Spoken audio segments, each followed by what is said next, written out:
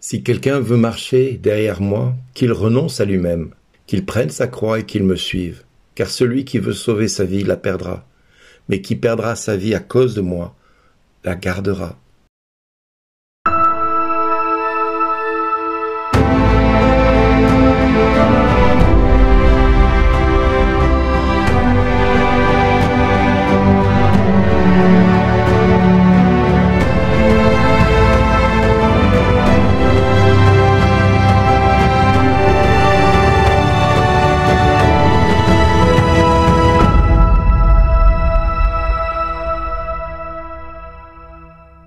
Aujourd'hui, le message vous est adressé par Bernard Dill. Bonjour les amis. Quel avantage un homme aurait-il à gagner le monde entier s'il le paye de sa vie? Et quelle somme pourrait-il payer en échange de sa vie? Des questions que Jésus nous pose et qu'il nous faut réfléchir sérieusement en ce jour.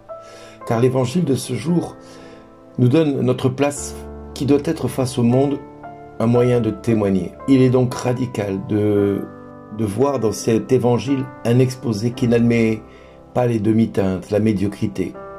Si quelqu'un veut marcher derrière moi, qu'il renonce à lui-même. Déjà, c'est pas mal. Il faut arriver à le faire, à renoncer à soi-même pour pouvoir être derrière le Christ. Puis qu'il prenne sa croix et qu'il me suive. Et là, j'entends beaucoup de choses fausses sur l'histoire de la croix et sur la manière de suivre le Christ.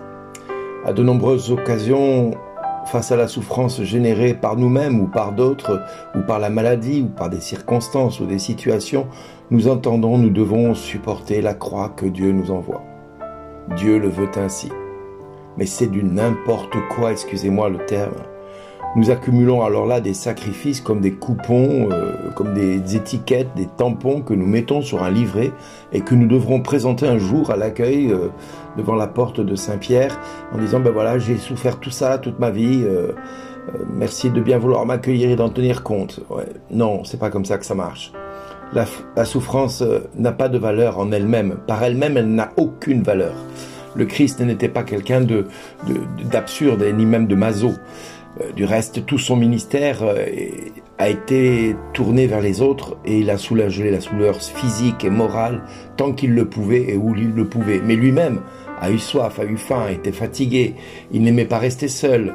Par moments, il se laissait aider aussi par les saintes femmes qui l'accompagnaient pour prendre soin de lui. Mais alors, que se passe-t-il alors on peut se poser la question. Si Jésus soulageait les souffrances, si Jésus faisait cela, ça veut dire quoi porter sa croix? Il faut d'abord suivre le Christ avant de porter sa croix. Parce que porter une croix purement et simplement ne veut rien dire. On ne souffre pas d'abord et ensuite on suit le Christ. Non, on suit d'abord le Christ par amour et uniquement par amour parce qu'on l'a décidé de le suivre. Et de là vient la compréhension du sacrifice de louange, le renoncement personnel à ce que nous attendons de nous-mêmes, pour nous-mêmes et avec nous-mêmes. Oui, qui voudra sauver sa vie la perdra, mais qui perdra sa vie à cause de moi la retrouvera. C'est l'amour et la miséricorde qui conduisent peut-être un petit peu au sacrifice. C'est-à-dire quand nous aimons beaucoup et que nous faisons miséricorde, il nous arrive de devoir faire un sacrifice de louange envers ceux qui nous font souffrir ou qui nous font des petites misères ou quand la maladie se présente à la porte. Mais ce n'est certainement pas parce que nous sommes malades ou que nous avons été accablés par toutes sortes de personnes que nous pouvons offrir cela en l'état et en espérant que Dieu veuille bien nous mettre un petit tampon sur notre carte de visite quand nous nous présenterons face à lui. Tout véritable amour n'engendrera des sacrifices d'une manière ou d'une autre. Et ça, c'est une vérité. Quand on aime quelqu'un, on est prêt à tout oublier par amour pour l'autre. Regardez un père et une mère, ce qu'ils sont prêts à faire pour leur enfant quand il est en danger. L'amour les pousse à offrir leur vie pour les protéger, pour sauver leur enfant, quitte à eux mourir si l'enfant vit. C'est un sacrifice qui est légitime et qui est apprécié par Dieu. Mais tout sacrifice n'engendrera pas l'amour, ça c'est faux, c'est un mensonge. Dieu n'est pas un sacrifice, Dieu est amour. Et n'est que amour et miséricorde. Et ce n'est qu'à travers cette perspective que la douleur, la fatigue, les souffrances, la maladie et toutes sortes d'épreuves que nous pouvons endurer prend un sens dans notre vie. parce que nous allons l'offrir comme un sacrifice de louange à ce moment-là. Mais c'est d'abord parce que nous avons décidé de suivre le Christ et que nous voyons que dans notre quotidien, il y a des épreuves qui sont là. Alors par amour, on dit à Dieu, mais Seigneur, je t'offre ma souffrance, je t'offre ce que je vis, ce que j'endure, parce que je t'aime. Mais non pas l'inverse. Mais on ne peut pas aimer si on n'a pas de peine. L'amour est douloureux. L'amour nous pousse à aimer l'autre dans la douleur. Et quand on aime, eh bien, on va des fois dans un couple se crêper le chignon, excusez-moi le terme, c'est un peu ça. Eh bien, on va avoir de la peine parce qu'on va se blesser mutuellement, parce que le bien que je veux faire, je n'y arrive pas, et le mal que je veux pas faire, je le fais. Et je fais souffrir l'autre bien malgré moi.